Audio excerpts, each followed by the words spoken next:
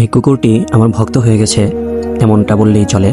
এই কুকুরটি যখনই আমাকে দেখে আমি রাস্তায় দাঁড়িয়ে আছি তখনই আমার কাছে এসে দাঁড়িয়ে লেজ নাড়াতে থাকে। তো আমিও চেষ্টা করি কুকুরটি আমার কাছে আসলেই ওকে কিছু না কিছু খাওয়ানোর জন্য। তো বিস্কুট হোক বা যে কোনো জিনিস হোক, আমি যতটুকু সম্ভব আমি চেষ্টা করি যে তাকে একটু খাওয়ানোর জন্য।